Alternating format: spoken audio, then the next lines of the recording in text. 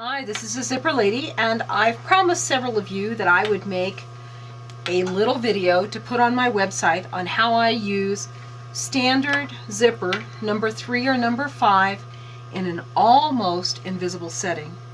The first thing I do is that I would cut the front and the back of my duvet cover or my pillow the same size. So if you're making an 18-inch square pillow with seams, I use either a half or 3/4 depending on the fabric. You would either cut it 19 square or 19.5 square, and you'd make 2 pieces. On the front, you'd put your cording on. In your back, on the bottom edge, you're going to put your zipper. I also cut a 2-inch wide piece, and I call this a zipper band, and it's 2 inches wide, the length of the pillow, and I fold it in half and I press it. This is the back. I've serged all the way around, and I fold this up the width of my thumb, which just ends up being 3/4 of an inch. And that's also pressed with that serged edge. And then if I'm going to be doing this in my workroom, I obviously wouldn't cut it off until I was done, because you never know. Every time you ever cut it off short, it ends up being too short and you can't do anything about it and you have to recut it. So anyway, I would cut my zipper the same width as the bottom of my pillow if I had to. If not, I would just roll it off of the roll.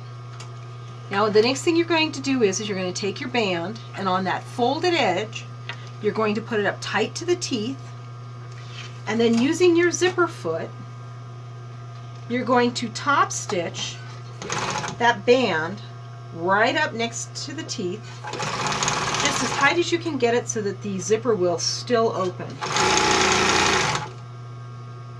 And you just go the whole length. Now you might not be able to see this, but you can see that it's top stitched, hopefully, right along the zipper. Now then what I'm going to do is that this is going to be the actual bottom of your pillow. And when you sew the front to the back, your cording would go right here, so you don't have to fight the cording. Now on this side, this is going to lap over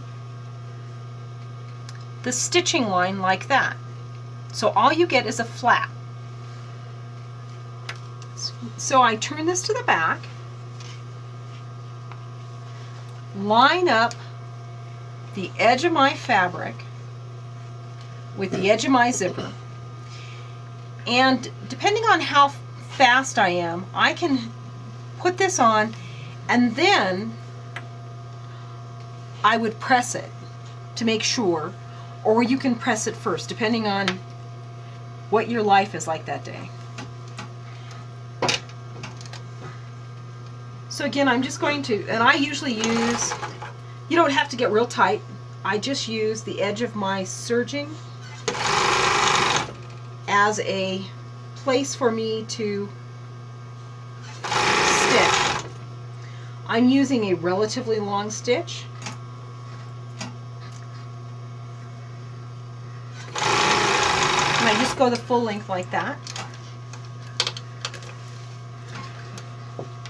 All I've done is stitch my zipper to that. Now the next thing I'm going to do, and this is what makes it truly invisible, as I take it over to my hemmer, I flip it over and I hem this edge right along here. Now then Dennis is going to shut off the camera and we're going to set up over at the hemmer so you can see exactly where it is. Okay, here we are at the hemmer, and I have taken off my pull because obviously it's not going to fit under there, and I just slide it in, and yes, I use the dreaded monofilament thread for this because it doesn't show.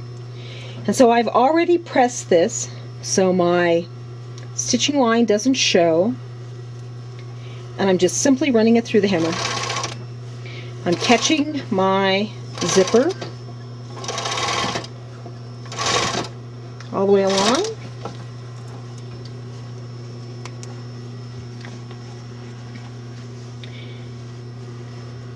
And you could probably get it a little bit better than that, but the other thing that I do is I use Jody's tape between the zipper and the body of my pillow, which will give you no stitching line at all. Then I put my pull back on,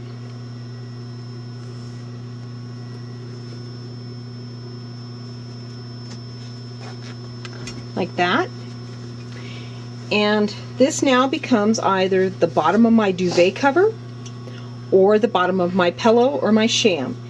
And when I go around, when I attach the top to the bottom, oops, there's Lulu. Lulu the bulldog. Always wants to be in the picture. I simply back stitch several times over the ends of my zipper and I'm done. I hope that helps your life. Thanks so much. That's all.